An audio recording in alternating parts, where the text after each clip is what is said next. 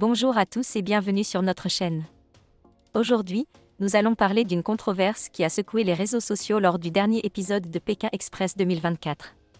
En plein milieu de la compétition, une annonce inattendue a provoqué une vague de réactions parmi les téléspectateurs. On plonge dans le détail.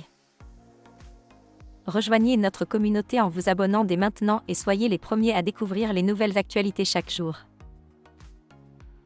L'épisode de Pékin Express diffusé ce jeudi a révélé une surprise de taille pour les participants, mais aussi un choix de production qui a divisé les internautes. Alors que le suspense était à son comble, Stéphane Rothenberg a annoncé que les gagnants de la deuxième épreuve, consistant à traverser un lac, ne repartiraient pas seulement avec une amulette d'une valeur de 10 000 €, mais aussi un voyage au Vietnam, offert par un partenaire commercial de l'émission.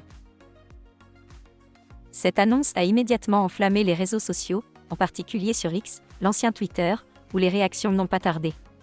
Beaucoup se sont montrés critiques face à ce qu'ils percevaient comme un placement de produits malvenus, se demandant si l'émission avait basculé dans une sorte de publicité YouTube déguisée. Des commentaires comme « On est dans une vidéo YouTube sponsorisée avec leur voyage à gagner » ou encore « MDR le placement de produits en plein Pékin Express » ont fusé, marquant une nette insatisfaction quant à cette approche commerciale. Cette réaction soulève une question intéressante sur la nature changeante de la télévision et son intersection de plus en plus marquée avec les pratiques des médias sociaux, où le placement de produits est monnaie courante. La frontière entre contenu éditorial et promotionnel semble s'estomper, même dans des émissions de télé-réalité bien établies comme Pékin Express. Certains internautes ont également soulevé des préoccupations sur l'absence de transparence, notant l'absence d'une mention claire de « collaboration commerciale », qui est souvent obligatoire dans le contenu des influenceurs.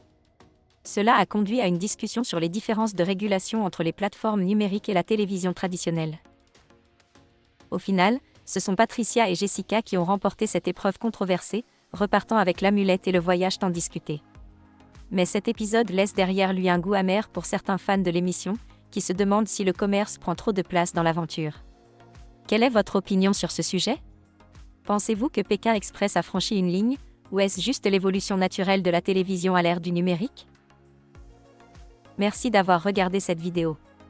N'oubliez pas de l'aimer si vous avez apprécié l'analyse et de vous abonner pour ne pas manquer nos prochains contenus.